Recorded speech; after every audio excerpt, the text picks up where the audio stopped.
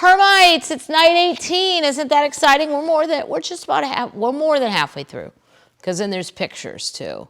It's getting exciting because we're talking about his movie. First, what are we drinking? A little Ghost Pines. Very easy to find.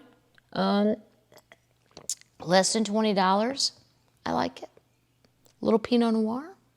For those of us who don't like the heavy reds. Let's pick back up. It's the movie. Is it going to work or not? I say no. Not that I don't want it to work. I really like Liberace, but I don't know. Jack Warner was equally enthusiastic with his staff. We got a winner here, boys, he insisted. He was so confident they invited Samuel Goldwyn of who? Metro Goldwyn Mayer. Do you know when my grandparents went to Las Vegas? Probably in the 70s. If you stayed at the MGM, I don't know if you had to be part of a junket, because my grandpa was a pipe fitter, and the local got the whole thing set up out there, but I don't know if you had to be fancy. But I mean, my grandparents weren't fancy, but they might have been on the trip. But you got to get your picture taken with the real MGM lion. Yep. That picture was on my parents' television, along with many other pictures. But as a kid, I was like, no shit. There's Grandma and Grandpa with a real lion. That's amazing. It must have been sedated. How did it not attack people? And I swear to God, it was real. I don't know when they stopped that, but I don't think I would do it if it was offered. I'd be too scared that thing might be sedated and then it might just get a hair up its ass. No. Anyway, maybe they were drunk. I don't know. So we invited Samuel Goldwyn to the first preview. Jack, that's a beautiful picture, Goldwyn enthused. If you want to sell it, I'll pay you $3 million. No chance, replied Warner. This is going to be one of the biggest grossers of Warner Brothers ever had. This guy's better than Jolson. The sagacity, I don't even know what that means, of the film pioneers seemed to be confirmed by the trade reviews. The Hollywood Reporter trumpeted, "Sincerely yours, headed for bonanza at box office." The review by Jack Moffat began, "This picture will probably make a grand piano full of money for Warner Brothers. It is corny in the same sense that the Jolson story was corny. It's filled with corn that is the box office staff of life." Another reviewer declared that Liberace gave a remarkably good performance, holding down that old smile that on TV sometimes makes him seem to be matching ivory with the piano. In the deafness scenes, Moffat says, "To my utter amazement, I found him making me gulpy." The trade reviewers agreed that Sincerely Yours deemed deftly calculated to satisfy Liberace fans. 31 piano numbers encompassing every kind of music had been included. Howard Shoup designed broad-coated tails and sequin tuxedos for Liberace to wear in concert. Director Douglas was careful to have him play emotional scenes in sports clothes. Oh. For the mothers who loved Liberace, the Lorraine Tuttle role offered enough to satisfy their maternal instincts. So far, so good, right? So far, I am wrong. The Los Angeles reviewers were coolly complimentary. Philip Schur in the Times remarked of Liberace, "I was prepared to blush for him, but almost never had to. Liberace appears to have mastered the rudiments of acting, i.e., when you say that, don't smile." All right, well, that's pretty good. Ruth Waterbury in The Examiner commented, "The film is so overboard with sentiment, with everybody in it just being gooder than gold, that somebody like Jack the Ripper would have seemed like a living doll coming into it. Nevertheless, the genuine warmth of Liberace's personality radiates from it, and his really superb showmanship frequently rocks you." Well, now I'm going to have to go watch this thing. Sincerely Yours. I wonder if it's on the YouTube. The Hollywood premiere was held at the Pantages Theater on November 22nd, 1955, with Liberace himself and Art Linkletter greeting all the arriving celebrities on television. I know the name Art Linkletter. Why? Was he a game show host way back then? Why do I know that name, Art Linkletter? Because I know as a kid I thought it was a funny name. It made me laugh. Art. Crowds lined up to the theaters the following days, many of them mature women who rarely attended movies anymore. They filled the seats the following day as well. Then they stopped coming. What? The Warner Brothers film sellers were puzzled. Jack Warner was alarmed. Liberace was stunned. All his sunny optimism had been crushed by a plummeting box office. What is that? How does that work with the magic of believing? How do you settle that score? Somebody needs to explain that to me. I never understand that shit. Anyway. But he quickly recovered and offered explanations why Sincerely Yours wasn't drawing customers. I think first-run admissions are too high. How many families can afford $1.25 each week at the box office? The initial ads made the picture look like a blown-up version of my TV show. My movie has been compared to Going My Way, Magnificent Obsession, and The Jolson Story. It's been said that it's worthy of Academy consideration. One cynical columnist didn't think so. He cracked, you know what Liberace is looking for with those binoculars in Sincerely Yours? The audience. Oh, smack. So mean. There's no need for that. Nonetheless, Liberace maintained that Jack Warner was already planning a second vehicle for him, perhaps the life of Franz Schubert. Wise old Billy Wilkerson, who operated The Hollywood Reporter, contemplated in his trade reviews column why fans rushed to Liberace concerts and ran away from his movie. His conclusion? There's good foundation for thinking that customers won't pay to see a star they can get for nothing on TV. Oh, I never thought about that. I don't know though. I think if you're a diehard Liberace fan, I don't know. I mean, I like Stevie Nicks, but I can watch a video on YouTube for free, but I'd still go to the concert. I don't know about that.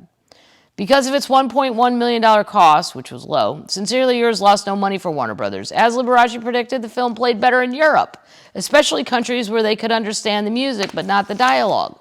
The London critics were inhospitable to the wavy-haired piano player from America. He gave me the mental burps, said the Daily Herald's man. He has a voice like a dormouse with adenoids. Oh, adenoids.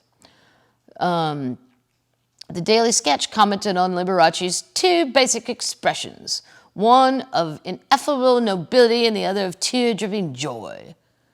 Except for a brief portrayal as a casket salesman in Tony Richardson's 1965 The Loved One, and a guest appearance in an MGM musical When the Boys Meet the Girls the same year, Liberace's film career was over. Wah, wah.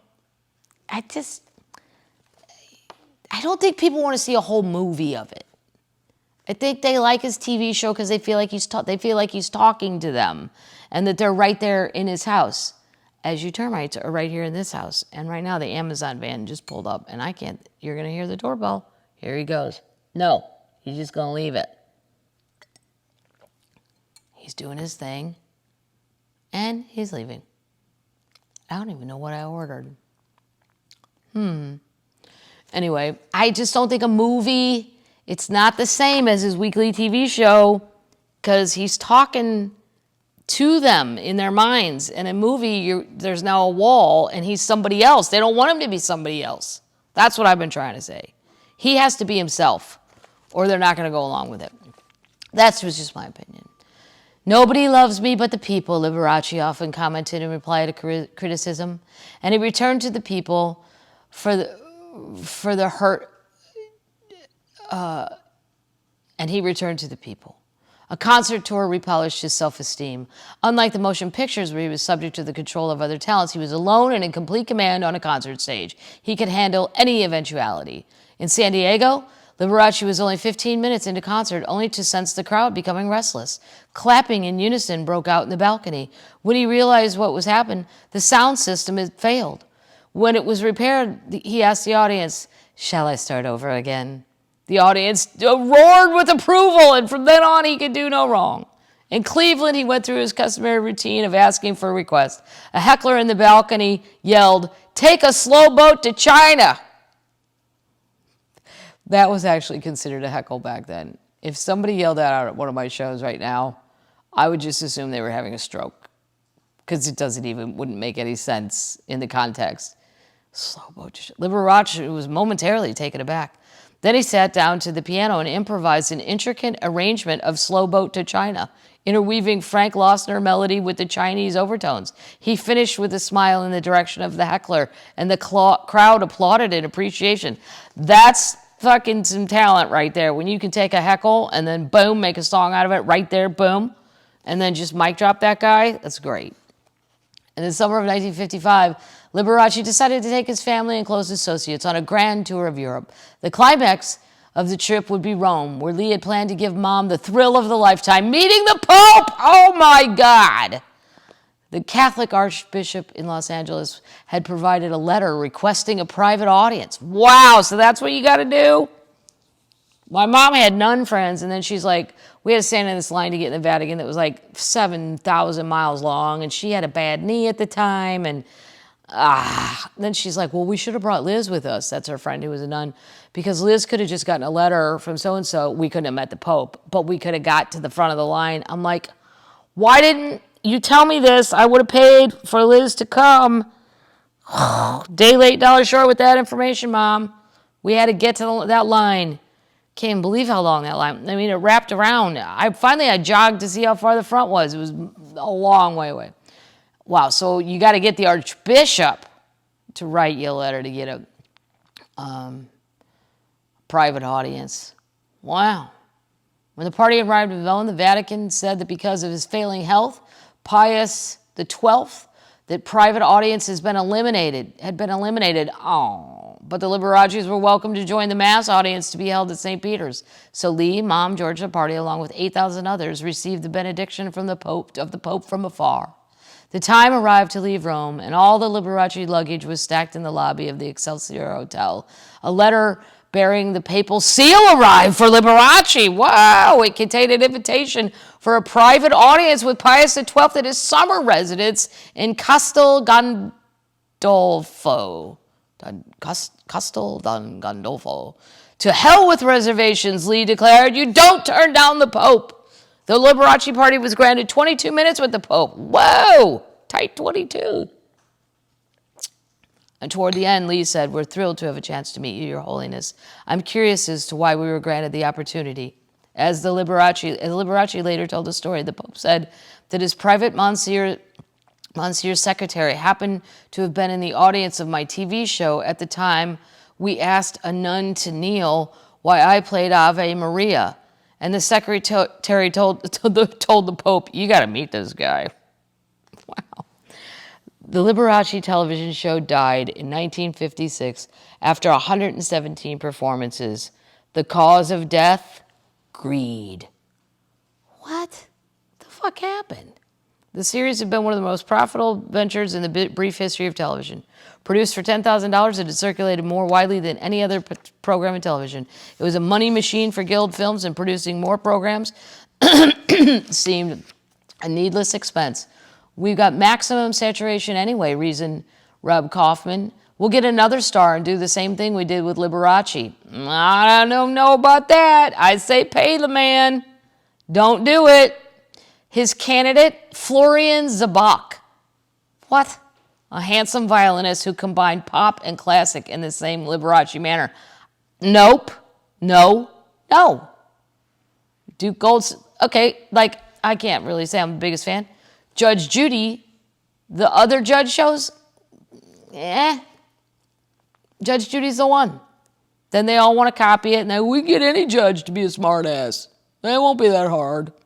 Well, how many more can you name? Florian is a great musician, but he has no soul. Liberace is not a great musician, but he has soul. That's the difference between the two artists. His analysis proved correct. The Florian Zabak show had a brief run. The show had reached its fulfillment, Liberace remarked, nodding once more towards the bank.